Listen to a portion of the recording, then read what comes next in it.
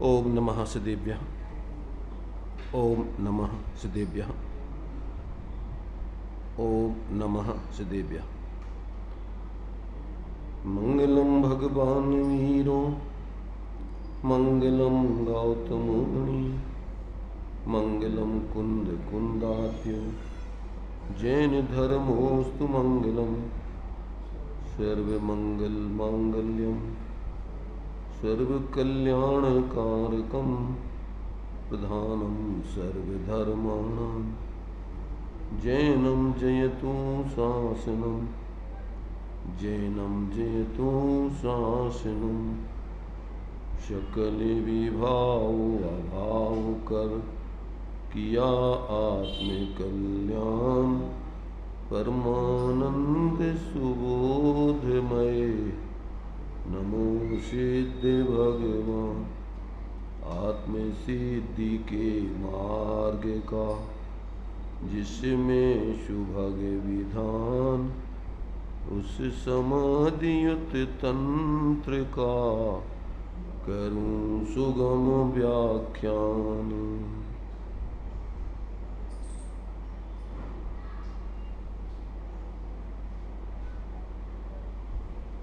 चर्चा अपनी समाधि तंत्र जी ग्रंथ के माध्यम से चल रही है। इसमें 66 नंबर का श्लोक अपन ले रहे थे।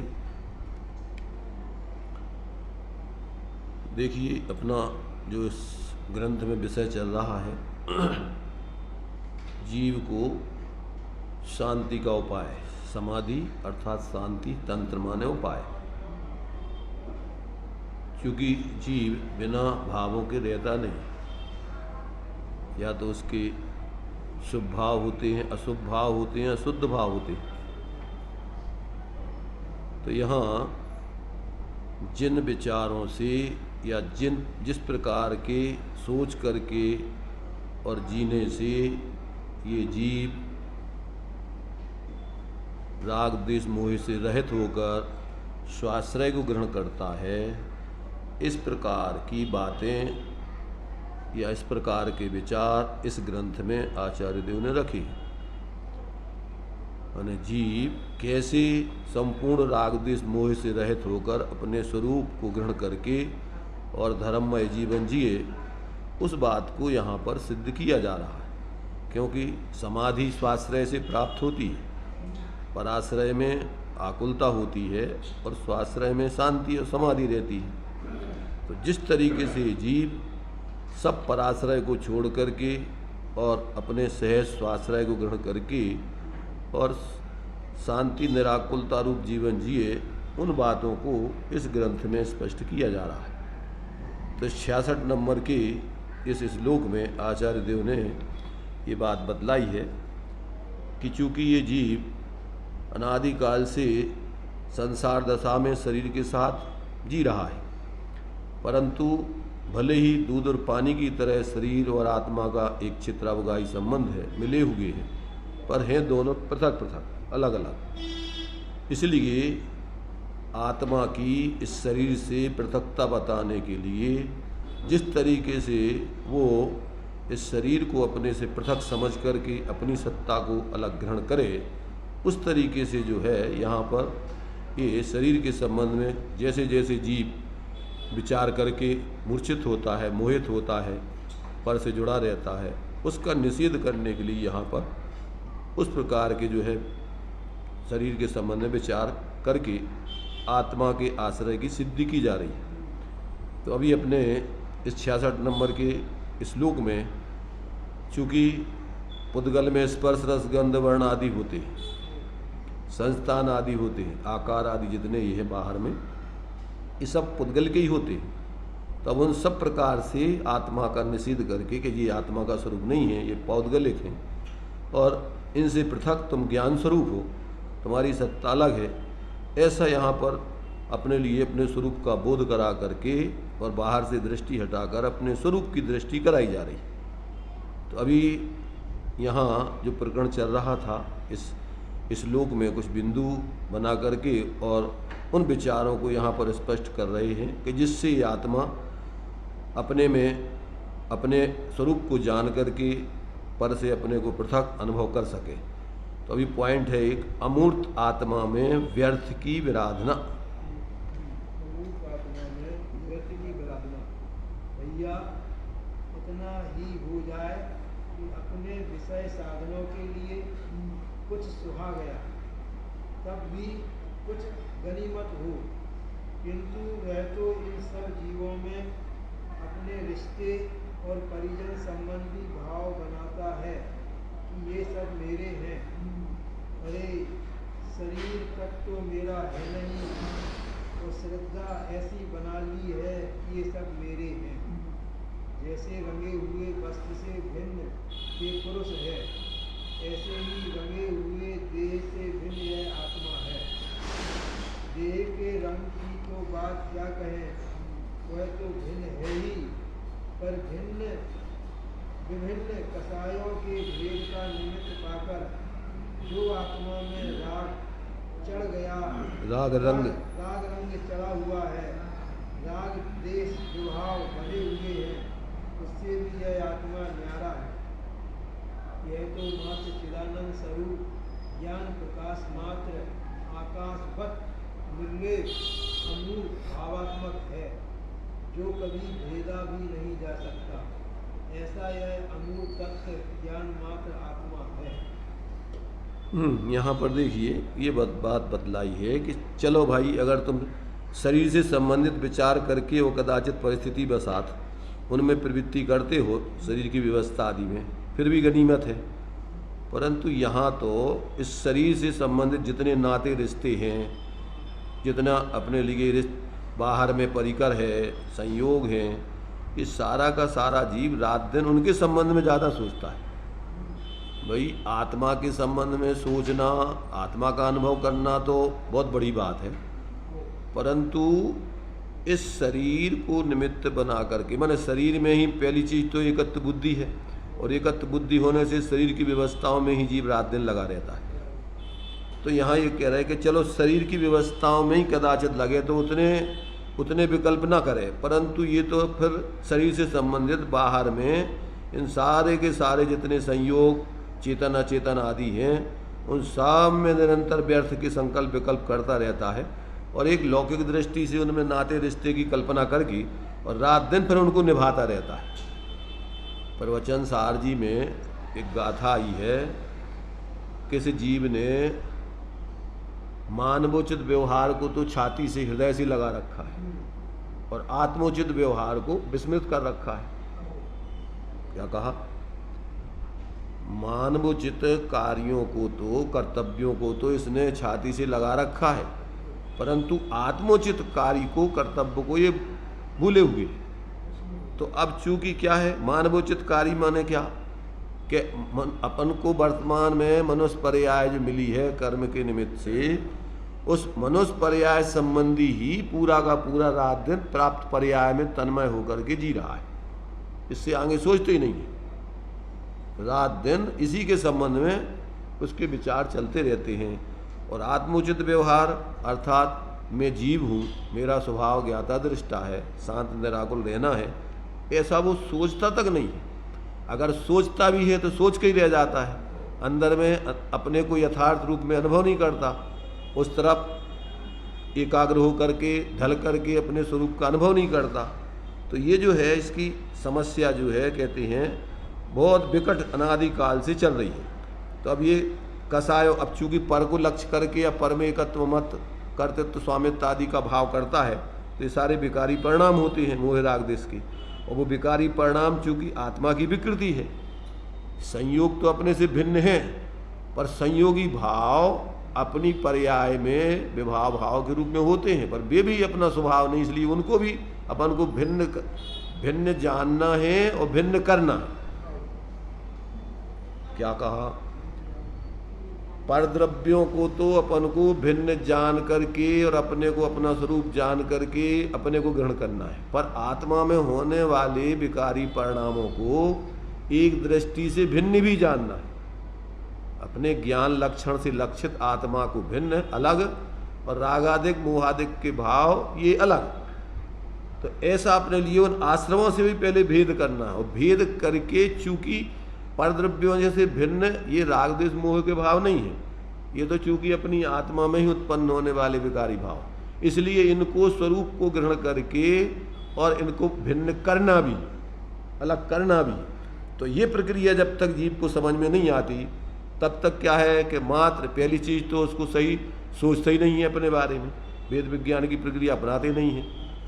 अगर देखो शुभ भाव दो प्रकार के होते हैं मुख्य रूप से, एक होते हैं लौकिक दृष्टि से शुभ भाव और एक होते हैं धार्मिक या आत्म कल्याण संबंधी शुभ भाव। तो लौकिक दृष्टि के शुभ भाव तो भैया कोई दुखी है भोजन करा दो, बीमार है दवाई आदि करा दो, तो ये शुभ भाव तो होते व्यवहारिक दृष्टि से।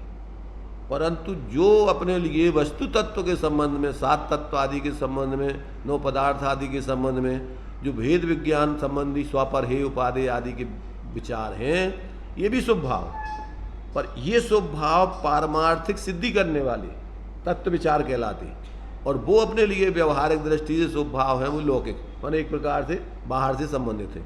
तो आत्म कल्याण में पहले तत्व विचार संबंधी शुभ भाव, ये अपने लिए उनसे वो तो थोड़े स्थूल होते हैं, ये भाव थोड़े सूक्ष्म होते हैं, क्योंकि इनमें कोई लौकिक प्रयोजन सिद्ध नहीं है, और ये जो है चूँकि आत्मा से संबंधित हैं तो इसके लिए थोड़ा उपयोग को अपन को और तीव्र कसायों से हट करके, चूँकि उसमें तो अपने लिए लौकिक स्वार्थ सिद्ध होता है पर इसमें कोई लौकिक स्वार्थ सिद्ध नहीं होता है, इसलिए इसमें मोह की क्षीणता होती है तत्वों के विचार करने से। तो ये बात जो है यहाँ पर अपन को मुख्य रूप से चल रही है कि आत्मा जब तक इस प्रकार से तत्व ज्ञान पूर्वक अपने स्वरूप के बारे में विचार करके और उस स्वरूप का आश्रय नहीं करता है, तब तक जो है उसके जीवन में समाधि का उपाय, शांति का उपाय उसके जीवन में घटित नहीं होता है। ये बात अपन को यहाँ समाधि तंत्र ग्रंथ में आचार्य देव स्पष्ट कर रहे हैं। तो ये अमूर्त आत्मा में व्यर्थ की विराधना संबंधी भाव निरंतर चलते रहते हैं, जिनसे कोई आत्मा का लेना देना नहीं है। अब अंतस्तत्व का प्रसाद, अंतस्त जब ये इनसे हट करके अपने स्वरूप की तरफ जाता है तो वहाँ उसके लिए क्या प्राप्त होता है, अब वो बात यहाँ पर बदलाती है। अंतस्तत्व का प्रसाद, बड़े महायोगीश्वर इस ज्ञान मात्र आप तक की दृष्टि रखा करते, इसी से वे निर्जन जंगल सघन वन के स्थान में भी अकेले रहकर सदा प्रसन्न रहा करते। वास्तविक प्रसन्नता तो अपने आप के स्वरूप के मिलन में है। यह मायामय बाहरी मिलन वास्तविक प्रसन्नता उत्पन्न नहीं कर पाता। यह मेरा रक्षक परम पिता परमेश्वर संपन्न आत्मतत्व इस अपने आत्मा का भला करने के लिए अनादि काल से शासक उद्यत है, लेकिन यह भी मैं उपयोग मोह ममता से मलिन हो इसकी ओर दृष्टि भी नहीं करता। कभी यह उपयोग केवल दृष्टि भर तो कर ले, फिर तो प्रवाह की तरह बड़ी धन धाराओं में यह आनंद परिणत होगा, इसके समस्त संकट टल जाएंगे। हाँ, इसमें देखिए ये बात बतला रहे हैं कि जितने भी बड़े बड़े साधक होते हैं जिनको आत्म तत्व की सिद्धि हो जाती है, तो फिर वो एकांत में जंगलों में सुनसान जगह पर रह करके और अपने आत्माराधना करते हुए आनंद से जीते हैं। तो वो एक बाहर में एकांत जंगल आदि तो ये उपचार से आनंद का कारण या धर्म का कारण कह रहे, वास्तव में तो अपने उस एकत्व भक्त आत्मा की आराधना ने उसमें जुड़ करके जीना ही आनंद का कारण है। और उसके लिए सहज ही जब जीव अंदर से जुड़ता है तो बाहर में व्यर्थ के कोलाहल से उपयोग बटे ना, बुद्धिपूर्वक वहाँ से हटके ऐसे एकांत स्थानों में भी वो रहते हैं अपनी आत्माराधना के लक्ष्य से।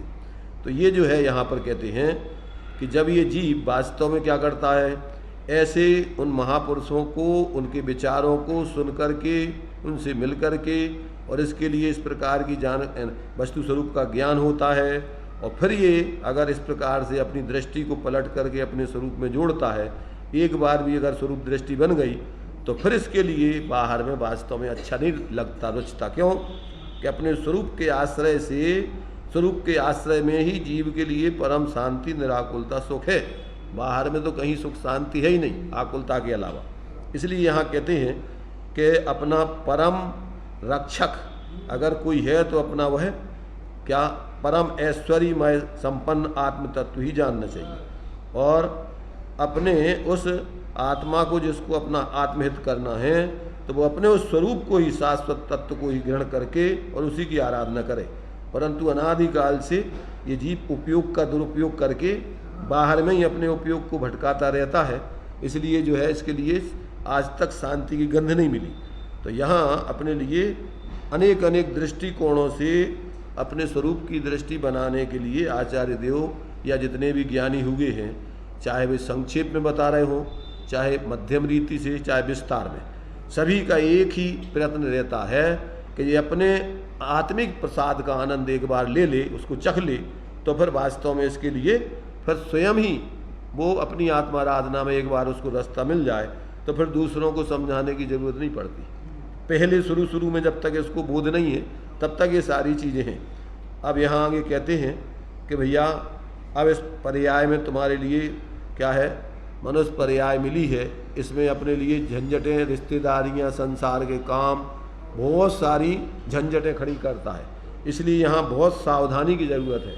इसलिए यहाँ कहते हैं आचार्य देव कि भैया तू सावधान हो जा, चेत, अगर तू इस मनुष्य पर्याय को सार्थक करना चाहता है। जिसने विवश होकर ये जीव जो शाश्वत सहजानंद आनंद स्वरूप है, आनंद देने वाला है, उस ओर तो दृष्टि भी नहीं करते, और जिनका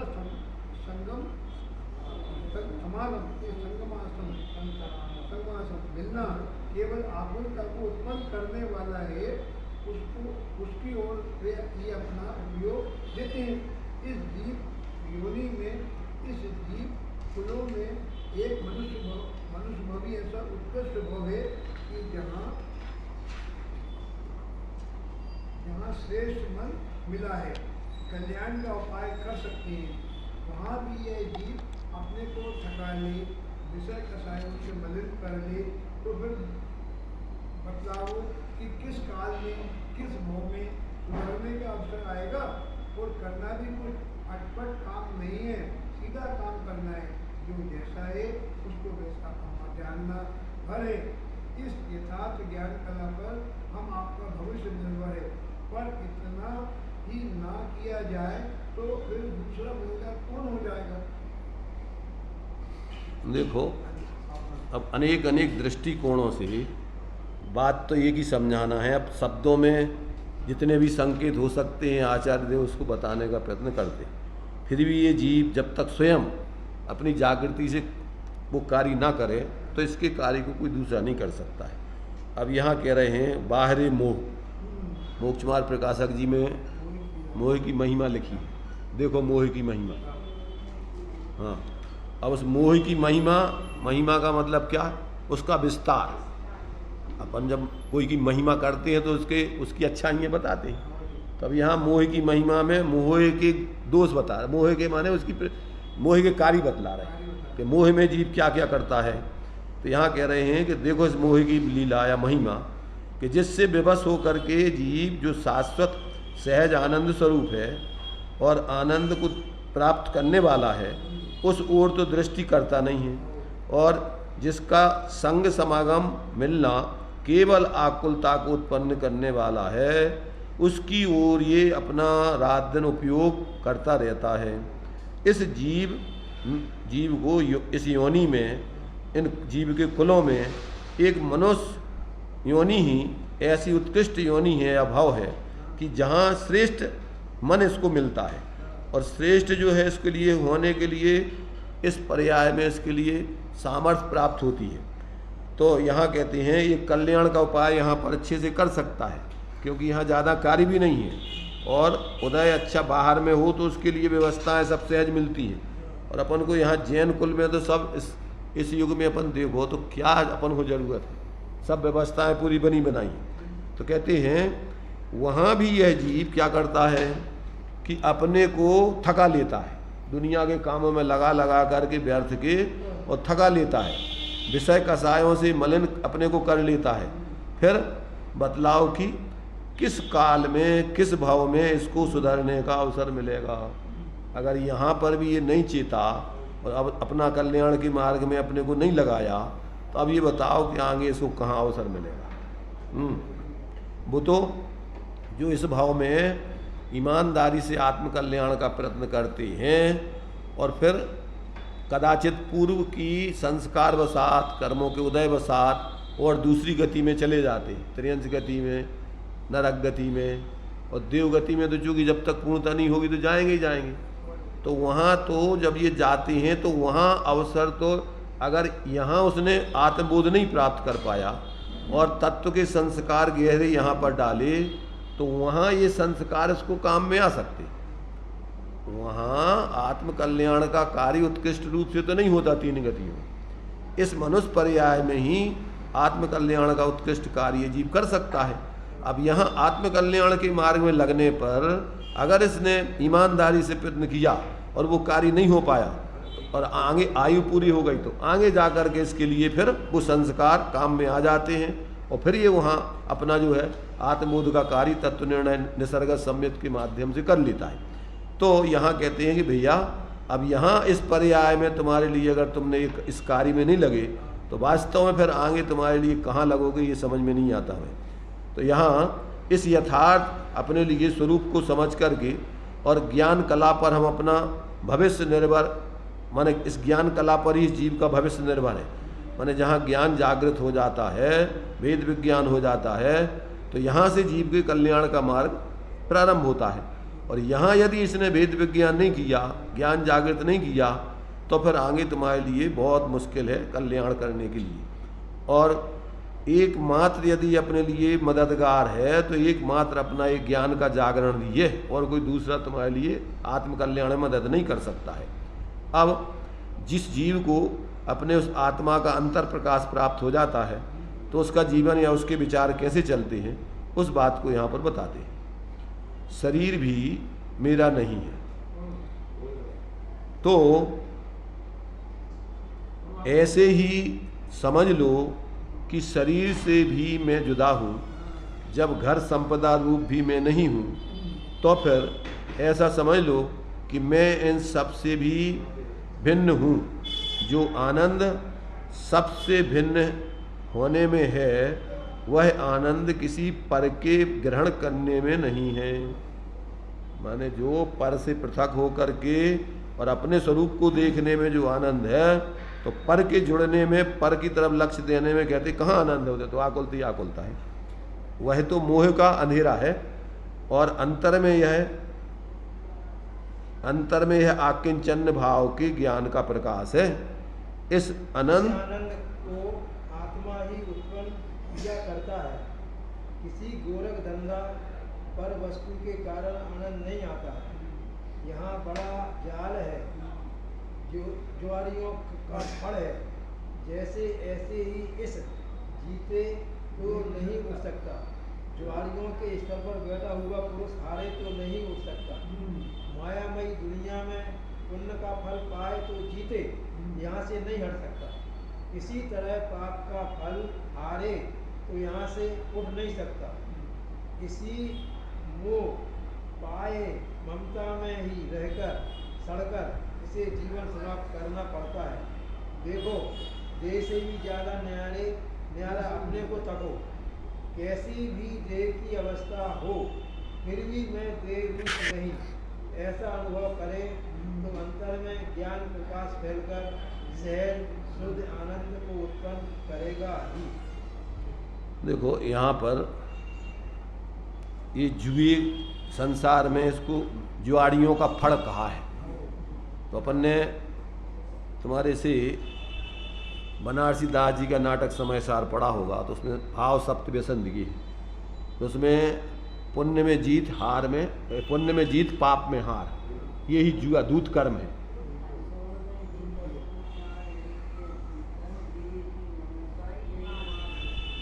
तो ये जो है यहाँ पर ये कह रहे हैं कि ये यहाँ रात दिन जो है पुण्य पाप का जो है जुआ चल रहा है।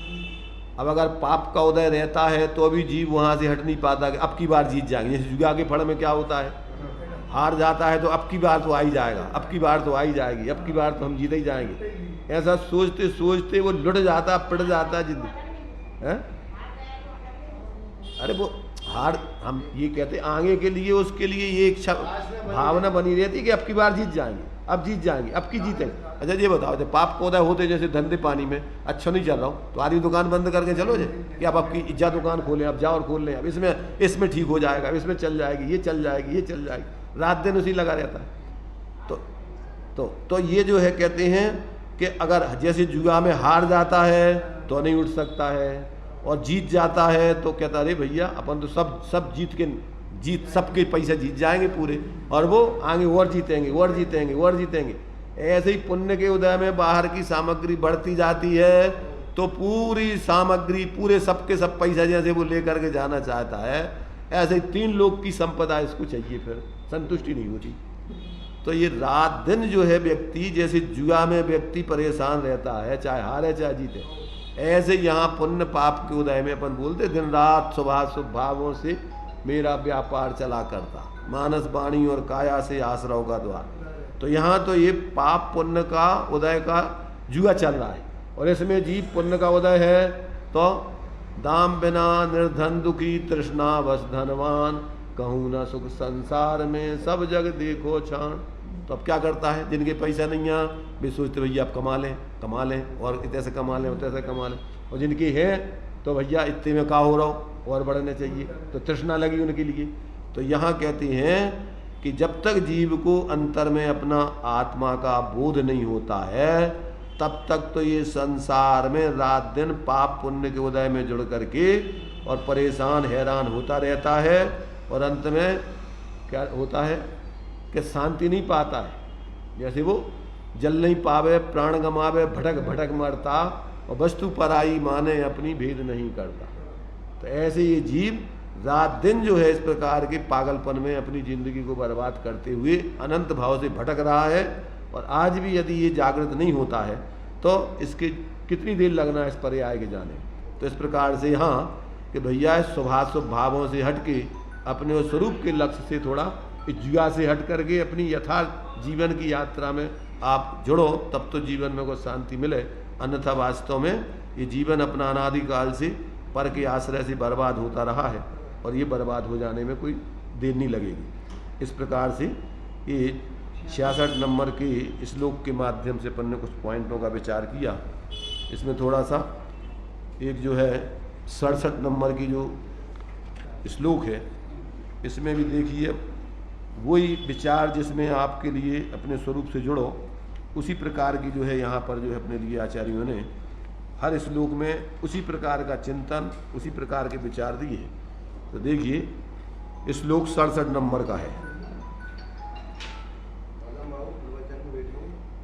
इस प्रकार शरीर आदि से भिन्न आत्मा की भावना करने वाले अंतरात्मा को शरीर आदि काष्ठ आदि समान प्रतिभाषित होने पर मुक्ति की योग्यता है जीव को प्राप्त होती है।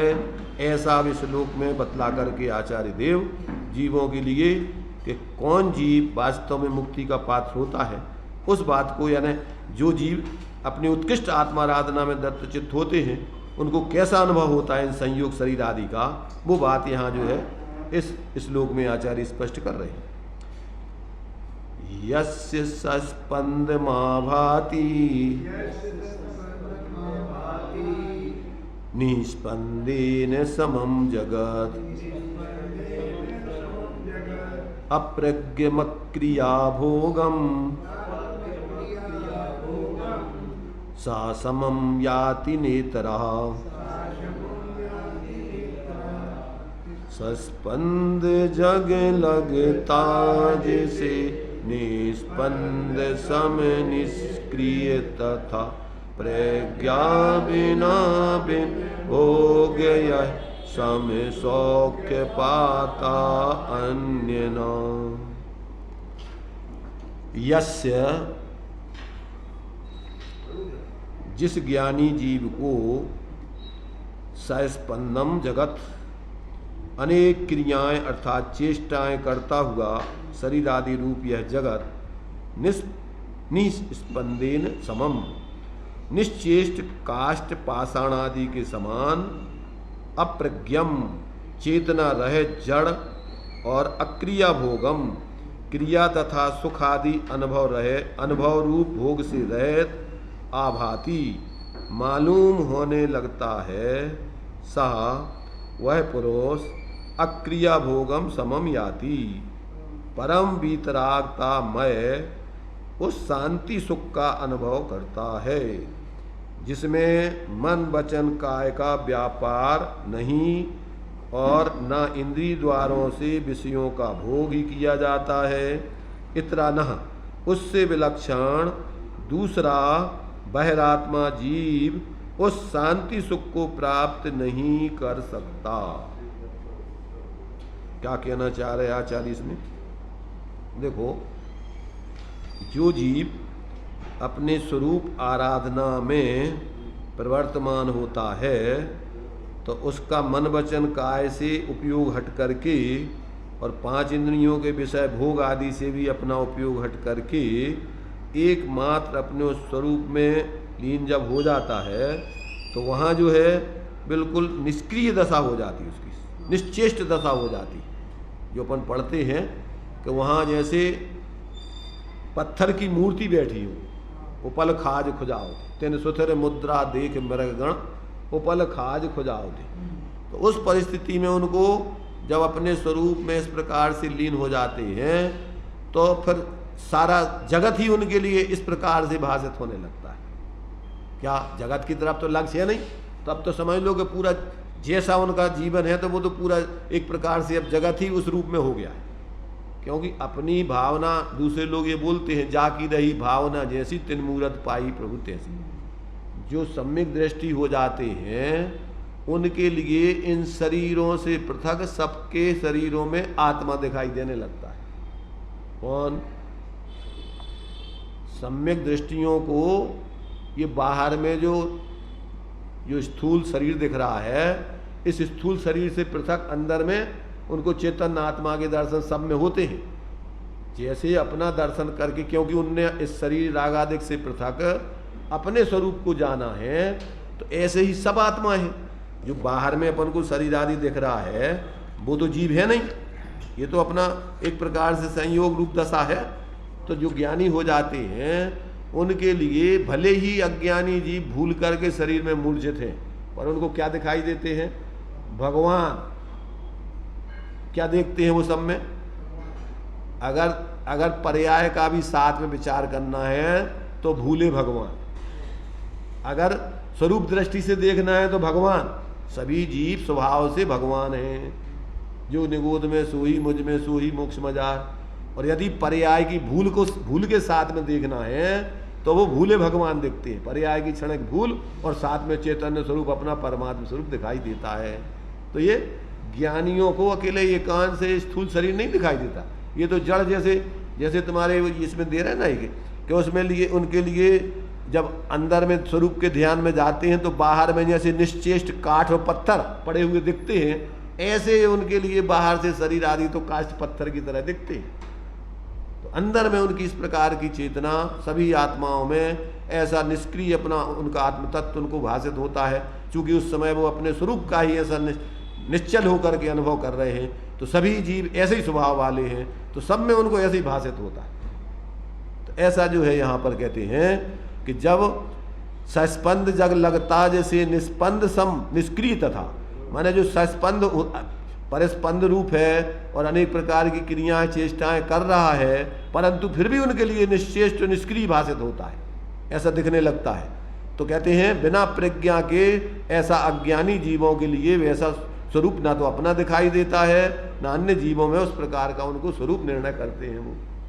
तो ये मात्र ऐसे वो ज्ञानी जो परम योगीश्वर हैं, जो अपने उत्कृष्ट ध्यान में लीन होते हैं, तो वो अन्य सारे के सारे बाहर में अन्य जीवों को, शरीर आदि से जीवों के लिए वो निश्चेष्ट काष्ठ पाषाण आदि की तरह उनको दिखाई देते हैं। ऐसा जानना चाहिए।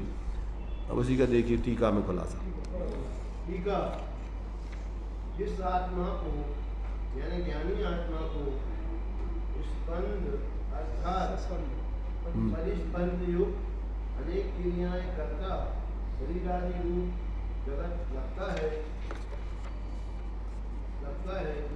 प्रतिभाषित होता है, ऐसा जगत के निष्पंद निश्चेष्ट समान अर्थात काष्ठ पाषाण आदि समान अर्थात तुच्छ निष्पंद निश्चेष्ट किससे इस समान भागता है।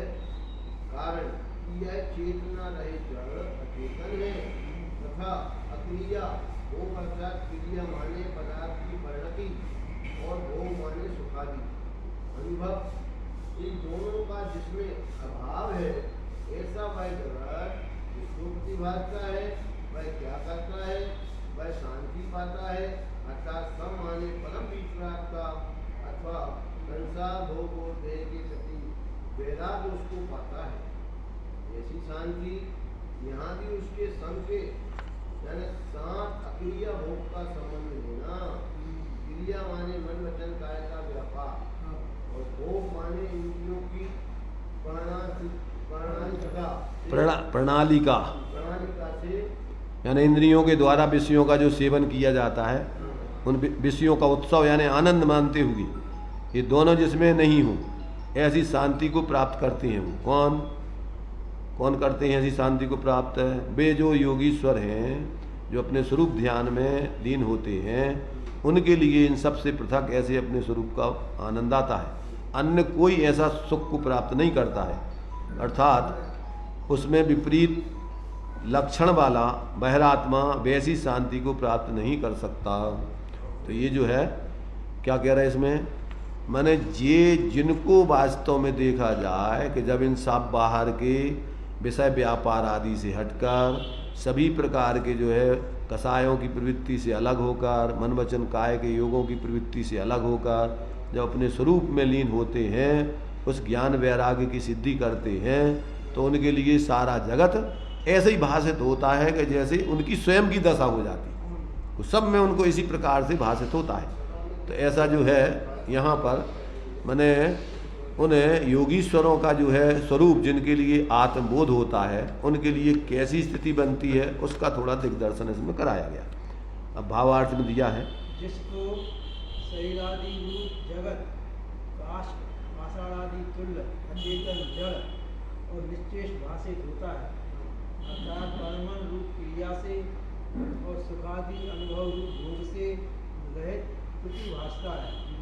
वह ऐसी परम वितरागता रूप शांति को पाता है कि जिसमें मन वचन काय की प्रवृत्ति का तथा इंद्रिय के विषय भोग का अभाव होता है। अज्ञानी बहिरात्मा ऐसी शांति को प्राप्त नहीं कर सकता। जिस समय अंतरात्मा आत्मस्वरूप की भावना करते करते स्वरूप में स्थिर हो जाता है उस समय उसको यह जड़ क्रियात्मक प्रवृत्ति में जगत की ओर का लक्ष्य छूट जाता है और वह परम वितरागता को प्राप्त होकर निर्विकल्प निराकुल आनंद का अनुभव करता है। देखो यहाँ पर अपन को ये समझना है शरीर आदि तो जड़ है ही चेतना रहित है ही परंतु निमित्त नैमित्तिक संबंध से शरीर में अपन को क्रियाएं होती हुई दिखाई देती हैं और पंच इंद्रियों के भोगों में कोई सुख शांति तो है नहीं। तो पंच इंद्रियों के भोगों में सुख शांति किसको कौन कल्पना करता है? मिथ्या दृष्टि। और सम्यक दृष्टि को तो अब चूंकि उनमें अचेतन पदार्थों में पांच इंद्रियों के विषय उनमें कोई सुख शांति किधर है? तो जो ज्ञानी अपने स्वरूप का आनंद भोग रहे हैं तो वे पांच इंद्रिय के विषय भी जड़ हैं, वे भी निष्क्रिय हो गए और शरीर आदि भी निश्चेष्ट हो गए क्योंकि उनमें तो जब आत्मा का निमित्त नैमित्तिक संबंध जुड़ता है तो क्रियाएं आदि होती हुई दिखती हैं। तो जिस समय स्वरूप में ध्यान में चले जाते हैं ज्ञानी तो जैसे वो दिया है कि जैसे पत्थर की मूर्ति हो जाती बाहर में वो निश्चेष्ट हो जाती बिल्कुल, ऐसे ही सारे जीवों में उनको इस प्रकार ये शरीर पत्थर की मूर्ति या काष्ठ पाषाण के समान निष्क्रिय, पांच इंद्रियों के विषय आदि भी सब निष्क्रिय निश्चेष्ट क्योंकि उनमें तो कोई क्रिया सुख आदि है ही नहीं। ऐसा ज्ञानियों को जो अंतरात्मा है जब अंदर में अपने स्वरूप का ध्यान करते हैं तो उनके लिए सारी दुनिया इस प्रकार से ही भाषित होती है। वेद विज्ञान की पराकाष्ठा है क्यों कि शरीर आदि वास्तव में जड़ ही है, पांच इंद्रियों के विषय भी जड़ ही है तो वे निश्चेष्ट, उनमें कोई सुख शांति है नहीं और शरीर में कोई क्रिया होती नहीं, वो भी सब निश्चेष्ट जैसी दशा है। तो जो अपने ऐसे अंतरात्मा को जो अंदर में जो ध्यान में जाते हैं तो उनको सारी दुनिया इस प्रकार से निश्चेष्ट और कोई विषय भोगों यानी सुख जो जो अज्ञानी जीवों को जो अनेक प्रकार का जो पंच इंद्रियों के विषय भोगों में सुख जैसा भाषित होता है, उस सुख आदि अनुभव के भोग से रहित, उनमें कोई सुख नहीं है, वो तो काल्पनिक है, उससे रहित इस प्रकार से भाषित होती है और उनकी मन वचन काय की प्रवृत्ति इंद्रिय विषयों से रहित होकर के और परम आनंद को, शांति को प्राप्त करते हैं। ऐसी शांति मिथ्या दृष्टि को कभी नहीं प्राप्त होती और वो ऐसा विचार भी नहीं कर पाते, क्योंकि जब तक अंदर में उस जाति का अनुभव नहीं हो तब तक उस प्रकार के विचार भी सम्यक नहीं होते। इस प्रकार से यहाँ पर अपन को इस 67 नंबर के श्लोक में आचार्य देव ने ज्ञानियों की जो स्थिति बनती है, उनको दुनिया कैसी भाषित होती है बाहर में, उसका जो है थोड़ा दिग्दर्शन कराया। एक ज्ञानार्णव का थोड़ा सा पॉइंट भी दिया है इसमें। ये आत्मन इस संसार में संग कहिए धन धान्य स्त्री कुटुंब आदि मिलाप रूप जो परिग्रह है, वे क्या तुझे विषाद रूप नहीं करते तथा यह शरीर है वह क्या रोगों के द्वारा छिन्न रूप या पीड़ित नहीं किया जाता है तथा मृत्यु क्या तुझे बचने के लिए भूख नहीं फाड़ती है और आपदाएं क्या तुझसे जोर नहीं करती हैं, क्या तुझे नरक भयानक नहीं दिखते और ये भोग हैं तो क्या इस स्वप्न के समान तुझे ठगने वाले, धोखा देने वाले नहीं है, जिससे कि तेरे इंद्रजाल से रचे हुए किन्नरपुर के समान इस अपार संसार में इच्छा बनी हुई है। हाँ, ये जो है ज्ञानार्णव का ये वाक्य इन्होंने यहाँ पर वो दिया है, कोटेशन संबोधन किया है जीवों को कि भैया तू कहाँ इस परिग्रह के संग आदि में चेतन अचेतन के उसमें पड़ा हुआ है और तुझे क्या वास्तव में से तुझे इसमें दुख नहीं भाषित हो रहा है, विषाद नहीं लग रहा है, और ये शरीर तुझे रोगों से छिन्न होता हुआ नहीं दिख रहा है, पीड़ित होता हुआ नहीं दिखता है क्या, और तुझे क्या मृत्यु जो है तुझे प्रतिदिन ग्रसने के लिए मुख फाड़े हुए चली आ रही है, ऐसा नहीं दिखाई देता है। काल सिंह ने मृग चेतन को घेरा भवन में, नहीं बचावन हारा कोई, यूँ समझो। अब चूंकि प्रति समय आयु के निषेध खिर रहे हैं तो प्रति समय मृत्यु तुम्हारे लिए एक प्रकार से मुँह फाड़ करके ग्रास बनाने को तैयार है, और आपदाएं क्या तुम्हें द्रोह नहीं करती हैं, मैंने तुमसे समस्याएं तेरे विरोध में नहीं खड़ी हो जाती हैं, क्या तुझे नरक का भय नहीं है, और ये भोग हैं जो तुझे स्वप्न के समान ठगने वाले दिखाई नहीं देते। जैसे स्वप्न में अपन जो है बढ़िया जो है अच्छा स्वप्न देख रहे हो तो ऐसे लगता है जैसे अपन वास्तव में ऐसे ही हो गए, जबकि वो झूठ है ही नहीं, कुछ काल्पनिक है। ऐसे ये संयोगों में तुझे सुख की कल्पना क्या तुझे ठगने वाली झूठ स्वप्न के समान भाषित नहीं हो रही क्या। तो ये आचार्य देव अज्ञानी जीवों को संबोधन कर रहे और कह रहे तेरा इंद्रजाल जैसा रचा हुआ है जो तूने बना लिया है, मकान ये वैभव किन्नरपुर के समान, तो कहते ये असार संसार में इच्छा बनी हुई है तुझे, तो कहते वास्तव में तेरे लिए भ्रांति समझ में नहीं आती तेरी कि तेरी ये पूरी की पूरी काल्पनिक दुनिया और तू इस दुनिया में इतना उलझा हुआ है जैसे तुझे यहाँ शाश्वत रहना हो। ऐसा जो है अपन को संबोधन करके कि भाई थोड़ा जाग, बुद्धि को जागृत करके समझ और अपने जीवन को थोड़ा अपने आत्महित के मार्ग में लगा, तब तो तेरे जीवन की सार्थकता होगी। अन्यथा फिर तू जान ले आगे जो अनादिकाल से तेरी दशा है तो कोई दशा तेरी चलेगी, भटकता रहेगा। इस प्रकार से इस 67 नंबर के श्लोक में आचार्य देव ने अपने लिए ज्ञानियों की माने दशा और अज्ञानी जीव ऐसी स्थिति को विचार भी नहीं कर पाते, उनके जीवन में तो ऐसा अनुभव चलता है। इसलिए अगर तुम्हारे लिए वास्तव में सच्चे अर्थों में सुखी होना है तो ज्ञानियों के अनुभव किए हुए उस मार्ग पर लग करके तुम भी अपने जीवन में ऐसा अनुभव करके अपने जीवन को सार्थक करो, तभी मनुष्य जीवन की सफलता है। चलिए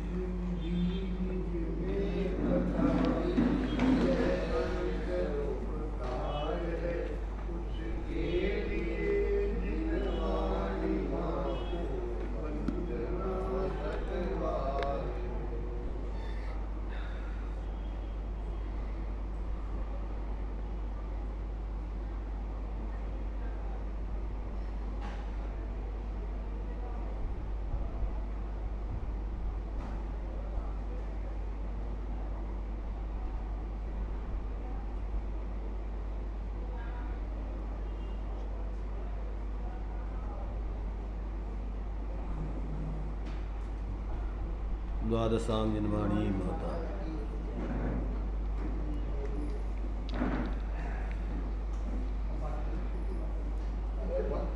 बाबू कितने विधान